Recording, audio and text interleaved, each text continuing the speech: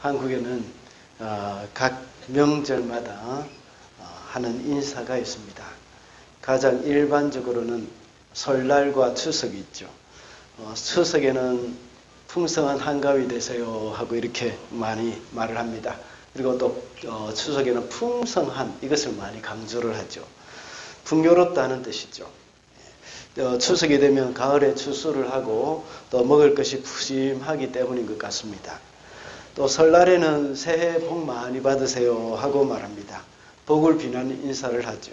한 해를 서로에게 복을 비면서 인사를 합니다.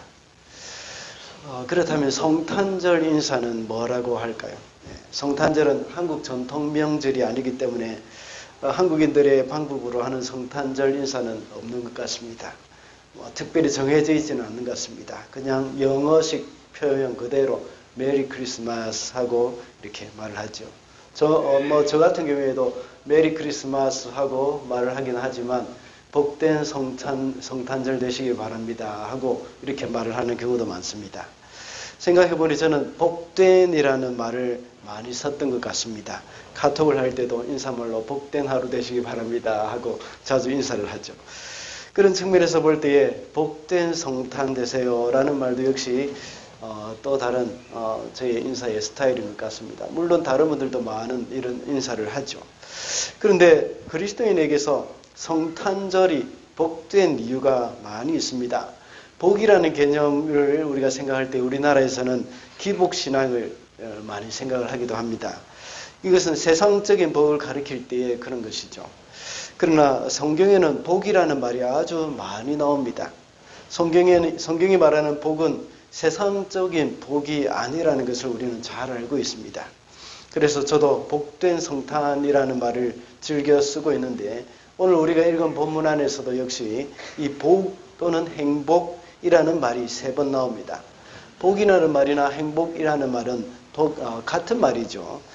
개역개정에서는 행복이라는 말 대신에 이 복이라는 말로 3번 다 동일하게 말을 번역을 해놨습니다. 오늘 본문에서는 2명의 여인이 나옵니다. 한 명은 예수님의 어머니 마리아이고 또 다른 한 명은 마리아의 친척이면서 세례 요한의 어머니인 엘리사벳입니다. 예수님의 어머니 마리아는 예수님을 임신하게 될 것이라는 말을 천사로부터 들었습니다. 그 말을 들은 마리아는 자신은 처녀인데 어떻게 그런 일이 있겠는지 되물었죠. 천사는 성령께서 하신 것이라고 대답을 하면서 그의 친척 엘리사벳도 나이가 늙어서 임신이 되었다는 말을 해 주었습니다. 그 말을 들은 후에 마리아는 그의 친척 엘리사벳을 찾아갔습니다. 오늘 우리가 읽은 본문은 엘리사벳과 마리아가 만나서 서로 하나님을 찬양하는 말을 기록한 그런 본문입니다. 가장 먼저 나오는 것은 엘리사벳이 42절에서 마리아가 예수님을 잉태했기 때문에 복이 있다고 말했습니다. 그리고 45절에서 주의 말씀이 반드시 이루어지리라는 것을 믿는 사람이 복이 있다고 말씀하고 있죠. 마지막으로 48절에는 마리아가 찬양하기를 만세에 나를 복이 있다고 일컬을 것이다고 고백을 합니다. 엘리사벳과 마리아의 노래는 성령님의 감동으로 하나님을 높여드린 것이죠. 이 말씀을 통해서 우리는 복을 받는 사람이 어떤 사람인지를 잘 알 수 있습니다. 그래서 오늘 성탄절을 맞이하여서 복이 있도다라는 제목으로 말씀을 살펴보고자 합니다. 첫째로 주님과 함께하는 자가 복이 있습니다. 42절입니다. 큰 소리로 외쳐 말하였다. 그들은 여자들 가운데서 복을 받았고 그들의 태중의 아이도 복을 받았습니다. 마리아가 엘리사벳을 찾아갔을 때에 나이 많아 늙은 엘리사벳은 세례 요한을 임신하고 있었습니다. 마리아와 엘리사벳이 서로 만났을 때는 엘리사벳의 뱃속에는 세례 요한이 뛰놀았다고 기록하고 있습니다. 그때 당시 한 6개월 정도, 임신 6개월 정도 됐을 것이라고 추정합니다. 비록 뱃속에 있는 뱃속에 있는 아이였지만 여자가 아니었습니다. 세례 요한은 뱃속에 있는 아이였지만 예수님을 임신한 마리아를 뱃속에서 알아보았던 것입니다. 그 음성을 듣고 태중에 있는 아기 역시 소중한 생명이라는 사실을 우리가 여기서 알 수가 있죠. 그가 성령으로 충만해서 그 내 주의 어머니의 음성을 듣는도다 하는 그런 고백들이 이 엘리사벳을 통해서 나왔죠. 뱃속에 아이가 뛰노는 것을 느낀 엘리사벳, 이 성령 충만해서 선포를 합니다. 그 내용이 42절부터 45절까지의 내용입니다. 방금 읽은 42절의 말씀에서 엘리사벳은 말하기를 그대는 여자들 가운데서 복을 받았고 그대의 태중의 아이도 역시 복을 받았습니다 라고 말을 합니다. 요즘은 워낙 임신하기를 원치 않는 부부가 많이 있어서 출산율까지도 이렇게 바닥을 치고 있습니다. 그렇지만 과거에는 여인이 임신을 하지 못한다는 것은 큰 수치로 여겼습니다. 그러다가 아들이라도 낳게 된다면 정말 크게 자랑스러워했습니다. 그런데 오늘 본문에서는 엘리사벳이 마리아에게 복이 있다고 하는 말은 이런 차원에서 하는 말은 아닙니다. 내가 아들을 낳게 되어서 정말 행복하겠구나 하는 그런 의미가 아닙니다. 사실 마리아는 지금 아기를 임신하면 안 되는 상황이죠. 그 당시 여인이 임신한다는 것은 큰 복이요 영광스러운 일이긴 하지만 결혼을 하지 않은 처녀가 임신하게 되면 어떻게 됩니까? 돌에 맞아 죽습니다. 마리아도 역시 결혼을 하지 않았기 때문에 임신했다는 사실이 알려지면 죽을 수밖에 없었습니다. 그런 상황에서 엘리사벳은 마리아에게 너는 저주를 받았다. 내게 화가 임했다. 하고 말하지 않았습니다. 오히려 너는 복이 있다. 또는 너는 행복하다. 하는 말을 했습니다. 동네 사람들에게 돌에 맞아 죽을 수도 있는 이 마리아에게 복이 있다고 말을 한 이유가 뭐겠습니까? 그것은 하나님의 아들을 임신했기 때문입니다. 이 일은 사람으로서 이해할 수 없는 일이지만 성령님의 능력으로 가능한 일입니다. 존귀하고 거룩하신 하나님의 아들을 임신했다는 것은 사람으로서는 최고의 영광이지 않습니까? 여인으로서 받을 수 있는 가장 큰 복입니다. 마리아는 비록 결혼을 하지 않은 처녀의 몸이지만 하나님의 아들을 임신하는 그 기적이 일어난 것입니다. 이렇게 하나님의 아들 예수님의 생명이 마리아의 몸 안에서 생겨나게 된 것입니다. 이 얼마나 복된 일입니까? 마리아의 몸속에 하나님의 아들을 모시고 있다는 것은 세상 그 무엇과도 비교할 수 없이 복된 일입니다. 이와 같은 일이 우리 안에도 일어나야 합니다. 그렇다고 해서 우리도 마리아와 같이 예수님을 임신해야 한다는 것은 아니죠. 예수님이 우리의 마음 안에 계시도록 우리가 해야 한다는 겁니다. 그것이 바로 복된 일입니다. 2000년 전에 예수님이 마리아의 몸에 계셨다면 이제는 예수님이 우리의 마음에 계셔야 합니다. 2000년 전에 성령님의 능력으로 그렇게 된 일이라면 오늘날도 역시 성령님의 능력으로 예수님께서 저와 여러분의 마음에 계시게 되는 것입니다. 다시 말하자면 예수님을 믿는 것이고 또 예수님을 영접하는 것입니다. 이 일은 우리가 믿으려고 애를 써서 되는 것이 아닙니다. 성령님께서 우리로 하여금 믿어지게 하시는 일입니다. 마리아가 예수님을 임신하려고 애를 썼던 것이 아니었습니다. 완전히 성령께서 마리아에게 그렇게 하신 것입니다. 오늘날 예수께서 우리 안에 계시도록 하는 것은 우리가 예수님을 향해서 마음을 열 때에 가능한 일입니다. 예수님을 내 마음 가운데 영접합니다 하는 그런 고백을 하는 것, 그것밖에 없는 것입니다. 그렇게 할 때 예수님은 우리 안에 계시고 우리와 함께 계십니다. 예수님의 다른 이름이 바로 임마누엘이죠. 하나님이 우리와 함께 하신다는 그런 뜻입니다.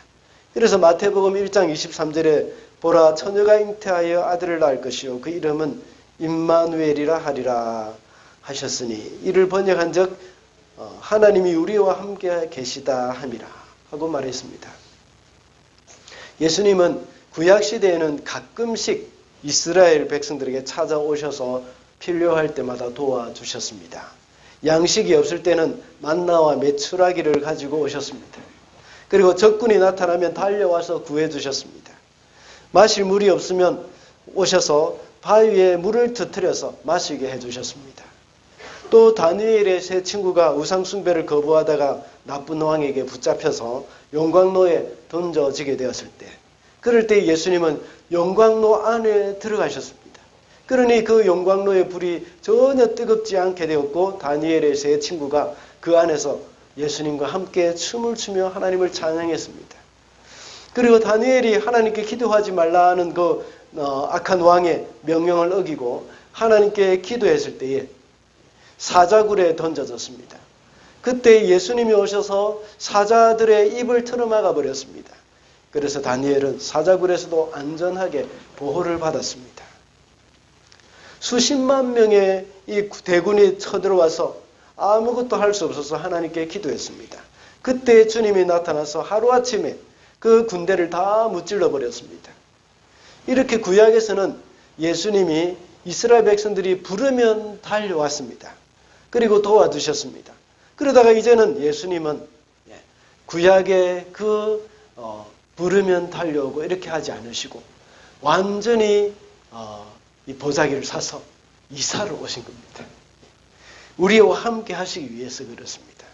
우리와 함께 계시기 위해서 마리아의 태를 빌려서 오신 겁니다. 이제 영원히 우리와 함께 하시게 된 것입니다. 이렇게 주님이 우리와 함께 하심으로 여러 가지 어려운 가운데서 우리를 건져주실 뿐만 아니라 가장 근본적인 문제인 죄의 문제까지도 해결해 주셨습니다. 이렇게 하나님이 우리와 함께 하실 경우에 일어나는 그런 놀라운 은혜를 맛보고 사는 사람들, 그런 사람들이 바로 복이 있는 사람들입니다. 그리고 예수님이 부활하시고 승천하신 후에 성령님이 우리 가운데 마셔서 함께 하십니다. 우리와 함께 하시는 성령님을 인정하고 그분과 함께 동행할 때에 우리는 놀라운 복을 누리게 되는 겁니다. 그 중에 가장 중요한 것은 그 많은 복들, 놀라운 복들 중에 가장 중요한 것은 바로 신의 성품에 참여하는 것입니다. 우리의 삶과 생각의 변화가 일어납니다. 그래서 주님의 마음을 본받는 자가 되어서 그 주님의 성품에 우리도 같이 참여하는 것입니다. 그러므로 성탄절을 맞이하여서 우리에게는 주님과 함께하는 복이 있다는 것을 기억을 해야 하겠습니다.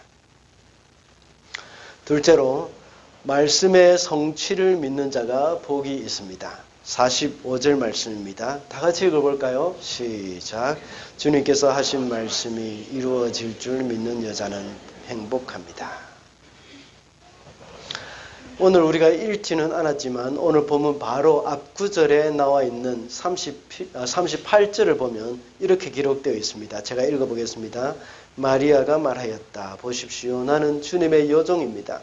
당신의 말씀대로 나에게 이루어지기를 바랍니다. 천사는 마리아에게서 떠나갔다. 이렇게 기록되어 있습니다. 마리아가 어떤 말을 들었습니까? 처녀의 몸이지만 임신을 하게 될 것이라는 그런 청천벽력 같은 그런 말을 천사로부터 들었습니다. 천사가 하는 그 말에 대해서 나는 주님의 여종입니다. 말씀대로 나에게 이루어지기를 바랍니다. 라고 대답을 하였던 것입니다. 마리아는 정말 믿어지지 않는 일이 자신에게 일어날 것이라는 말씀을 듣고 그 말씀이 성취될 것을 믿었습니다. 그런 마리아에게 복이 있다 하고 말을 하는 겁니다. 성도는 하나님의 말씀을 반드시 이루어진다 하는 사실을 믿어야 합니다. 예수님은 천지는 없어지겠으나 내 말은 없어지지 않으리라고 말씀하셨습니다. 그리고 천지가 없어지기 전에는 율법의 1.1획도 반드시 없어지지 아니하고 다 이루리라고 말씀하셨습니다. 우리가 하나님을 믿는다고 할 때 무엇을 믿는다는 말이겠습니까? 그것은 하나님의 말씀을 믿는 것입니다. 아브라함이 하나님을 믿음에 하나님이 그것을 의로 여기셨다고 했습니다. 그것은 하나님이 아브라함의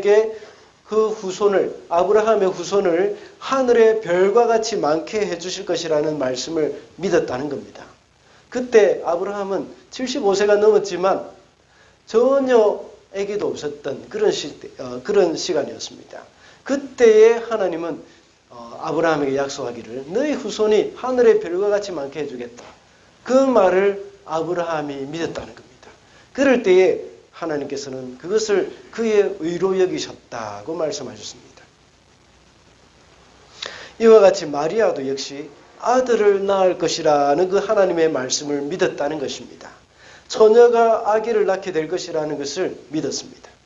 그뿐만 아니라 그 일이 이루어져서 임신하게 될 경우에 어떤 일이 일어날 수 있다 하는 것도 마리아는 예상을 하고 있었을 것입니다.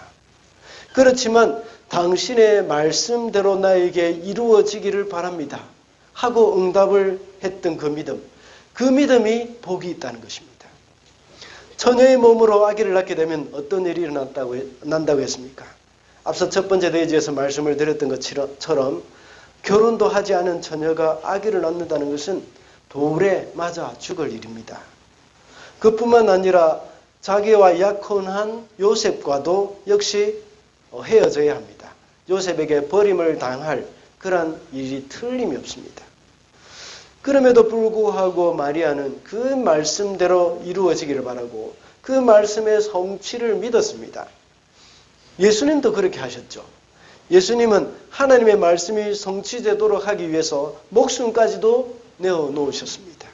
예수님이 겟세마네 동산에서 군병들에게 붙잡히셨을 때에 베드로가 칼을 빼어들고 이제 예수님을 보호하려고 했습니다. 그 휘둘렀죠. 그때 예수님께서는 베드로에게 칼을 집에 꽂으라 하고 하시면서 12영이 더 되는 천사도 내가 다 동원할 수 있다고 하셨습니다.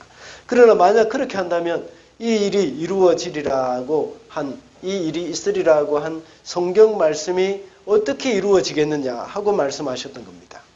예수님은 이런 고통스러운 십자가 사건을 벗어날 수 있는 그 능력이 있었지만 하나님의 말씀이 성취되도록 하기 위해서 그 능력을 사용하지 않았습니다.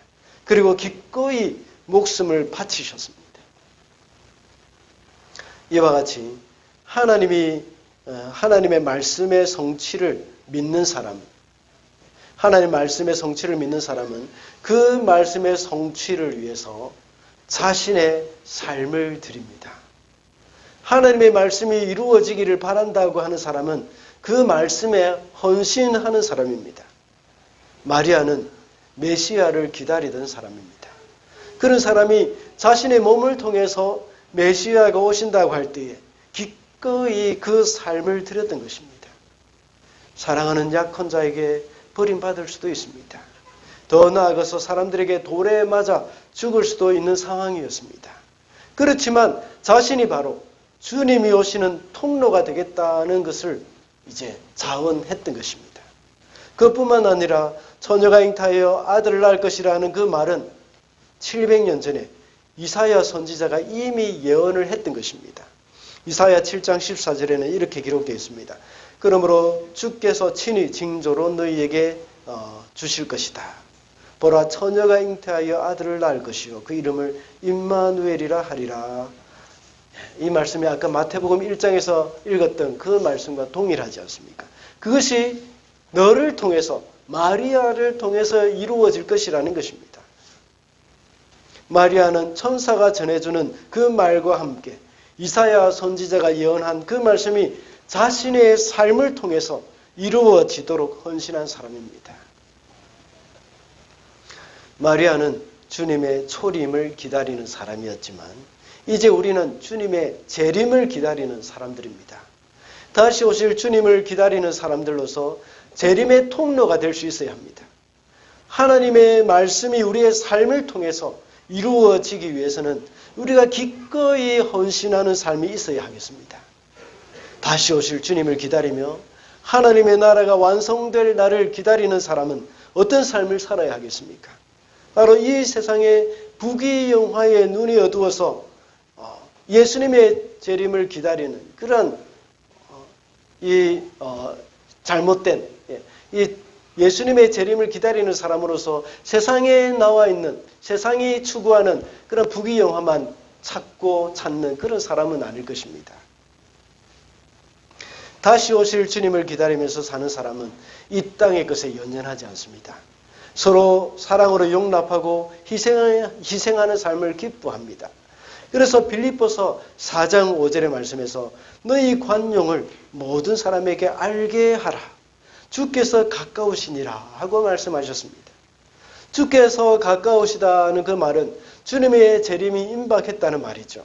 주님의 재림을 기다리는 사람은 인간관계에서 관용한다는 말입니다. 그리고 이 땅의 것 때문에 다투지 않고 이 땅의 것에 욕심을 부리지 않으며 살게 된다는 것입니다. 왜냐하면 오직 하늘의 것에 관심이 있기 때문입니다. 하나님이 예비해 놓으신 그 상급, 거기에 집중하기 때문입니다. 비록 이 땅에서는 인정을 받지 못할 수도 있습니다. 그리고 마리아와 같이 오해를 받을 수도 있고 심지어 목숨까지도 위태로울 수 있습니다.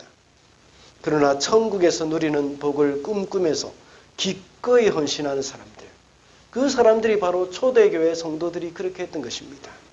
주님이 다시 오실 것을 기다리면서 그들은 어떤 핍박도 기꺼이 감수하면서 즐거이 당해내었던 것입니다. 그러면서 이제 순교의 그 현장에서 순교하면서 주님을 바라보며 기쁨으로 찬양하며 죽어갔던 사람들이었습니다. 그러므로 말씀의 성취를 믿는 자가 복이 있다는 것을 우리는 기억을 해야 하겠습니다. 마지막으로 신분이 변화된 자가 복이 있습니다. 48절입니다. 그가 이 여종의 비천함을 보살펴 주셨기 때문입니다. 이제부터는 모든 세대가 나를 행복하다 할 것입니다. 39절부터 45절까지가 엘리사벳이 노래했다고 제가 말씀드렸습니다. 그리고 46절부터는 이제 마리아가 하는 노래입니다. 마리아는 자신을 가리켜 비천하다고 말했습니다. 그러나 이제부터 모든 세대가 나를 행복하다고 할 것이다고 고백을 합니다. 그 이유는 자신이 바로 메시아를 잉태한 사람이기 때문입니다. 메시아로 인해서 오고 오는 모든 세대 사람들이 믿고 구원을 받게 될 것입니다. 그래서 예수를 믿는 사람들은 마리아를 가리켜 복이 있다고 말을 하면서 그를 부러워할 날이 올 것이라고 믿었습니다. 그 복이 바로 하늘의 복입니다. 마리아는 비천한 자신이 이제는 존귀한 자가 되었다는 것을 믿었습니다. 존귀한 예수님의 어머니가 되었습니다. 이제는 신분이 바뀌었던 것이죠. 우리 성도들도 역시 신분이 변화된 사람입니다. 전에는 죄의 종이었고 마귀의 종이었습니다. 그러나 이제는 그리스도의 신부가 되었습니다. 언젠가 한번 소개해드린 적이 있죠. 우리 조준모 교수님의 십자가에서라는 노래입니다. 제가 한번 읽어드리겠습니다. 십자가에서 그는 내 이름 바꾸셨네. 십자가에서 그는 내 이름 바꾸셨네. 고아에서 아들로, 거절에서 용납으로, 죄인에서 의인으로 바꾸어 주셨네. 십자가에서 그는 내 이름 바꾸셨네. 십자가에서 그는 내 이름 바꾸셨네. 저주에서 축복으로, 원수에서 연인으로, 장기에서 신부로 바꾸어 주셨네. 십자가에서 그는 내 이름 바꾸셨네. 십자가에서 그는 내 이름 바꾸셨네. 언젠가 한번 예배 때 불른 적이 있죠. 한 두어 번 불렀습니까? 참 이 찬양 저는 부를 때마다 참 가슴에 찡한 것이 찾아옵니다.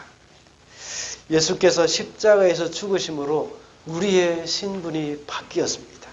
물론 이 노래 가사에는 이름이 바뀌었다고 했지만 이름이라는 것은 그 사람의 모든 인격을 가리키는 것입니다. 그러므로 이것은 신분이 바뀌었다는 말과도 같죠. 그리고 이 가사에서 바뀌었다는 것도 역시 단순하게 황보현에서 조헌웅으로 바뀌었다. 황보현에서 김미라로 바뀌었다. 이런 이름이 아닙니다. 이름 바뀌었다는 것이 아닙니다. 어떻게 바뀌었다고 했습니까? 고아에서 아들로 바뀌었다는 겁니다. 거절에서 용납으로 바뀌었다고 했습니다. 죄인에서 의인으로 바뀌었다고 말합니다.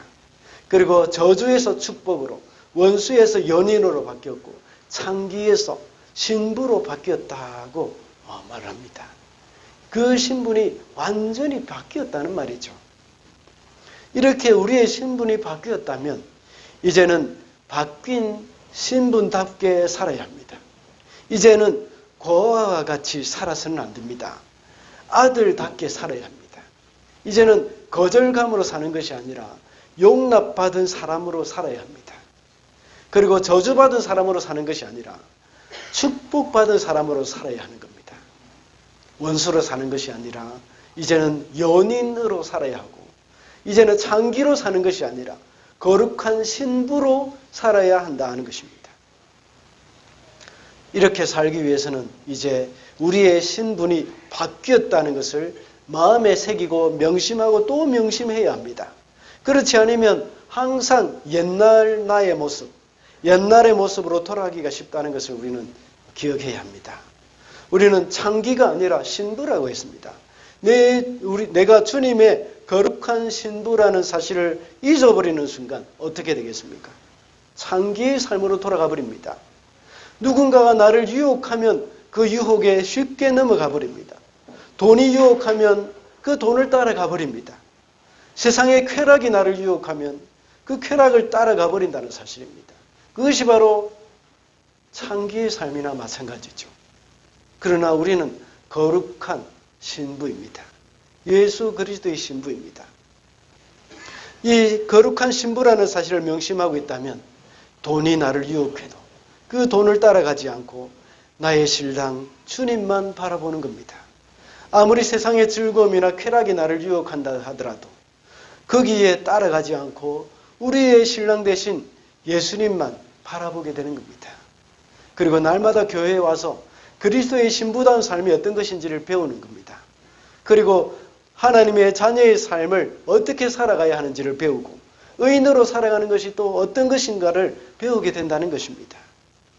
우리는 지금까지 죄 때문에 이 세상에서 고아와 같은 삶을 살았고 저주스러운 삶을 살아온 습관이 항상 몸에 배어 있습니다. 그러나 이제 달라진 신분이 되었다는 사실을 기억해야 합니다. 이 세상에서 배운 변화되지 못했던 시절의 삶, 이제 청산해야 합니다. 이제는 변화된 생활, 그것이 어떤 것인지 배우고 끊임없이 그런 삶을 추구하며 살아야 하겠습니다. 그러므로 신분이 변화된 자가 복이 있다 하는 사실, 그것을 명심하고 그 변화된 신분답게 살아가는 그러한 삶이 되어야 하겠습니다. 말씀을 맺겠습니다. 성탄절을 맞이하여서 예수님을 잉태하게 된 그 마리아를 보면서 복이 있다라는 제목으로 말씀을 살펴보았습니다. 어떤 사람이 복이 있다고 했습니까?